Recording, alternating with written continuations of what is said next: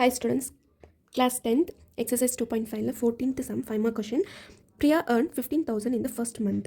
Priya வந்து first monthல 15,000 earn பண்ணியிருக்கா.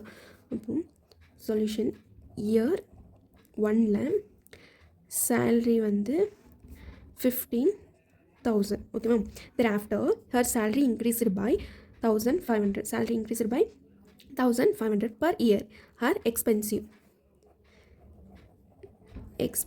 வந்து 13,000 during the first month.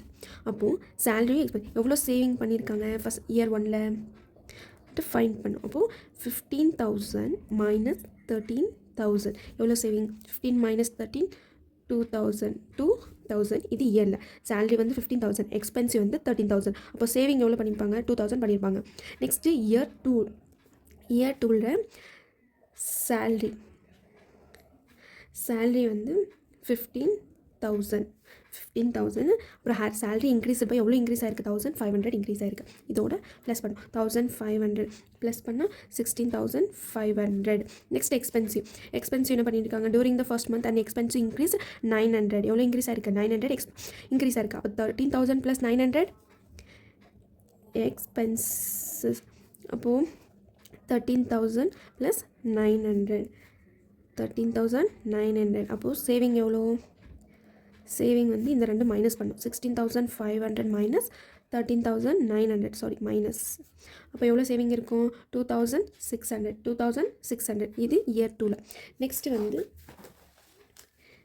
Year 3ல் வந்து salary 16,500.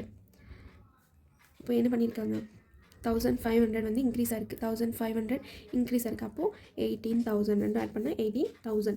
Next expense 13,900 plus 900 14,800. Saving எவ்வளோ பண்ணியிருக்காங்க தேர்ட் இயரில் வந்து 18,000 மைனஸ் 14,800 3,200 இது வந்து 2,600 3,200 up to how long will it take இங்கே கொடுத்துருக்காங்க how long will it take for her save 20,000 per month. எவ்வளோ இயர்ஸ் ஆச்சு 20,000 per month சேவ் பண்ணுறதுக்கு ஃபைன் பண்ணணும். அப்போது இங்கே இயர் 1ல் வந்து எவ்வளோ 2,000, இயர் 2ல் 2,600, இயர் 3ல் 3,200 அப் டு 20,000. ஓகேவா 20,000 இதுதான் நம்ம ஃபைன் பண்ணணும். அப்போது ஃபர்ஸ்ட் டேர்ம் இதில் என்ன ஃபர்ஸ்ட் டேர்ம் வந்து ஏ வேல்யூ என்ன ஃபர்ஸ்ட் டேர்ம் அப்போ 2,000. நெக்ஸ்ட் காமன் டிஃப்ரென்ஸ் டி வந்து 2,600 மைனஸ் 2,000 அப்போது 600. நெக்ஸ்ட் டோட்டல் சேவிங் அமௌண்ட் எவ்வளோ 20,000 target saving TN is equal to 20,000. இதுக்கு ஒரு ஃபார்முலா இருக்குது. என்ன formula Tn is equal to A plus n minus 1 into T. n minus 1 into D. அப்போ நம்மளுக்கு n value கிடைச்சிடும் எவ்வளோ இயர்ஸ்ன்ட்டு. Tn வேல்யூ என்ன 20,000, A வேல்யூ 2,000, D 600. அப்போ n வேல்யூ நம்ம ஃபைண்ட் பண்ணலாம். இந்த நான் சைடில் போட்டு பாருங்க. Tn is equal to A plus n minus 1 into D. Tn value 20,000, A value 2,000 plus n minus 1, D value 600.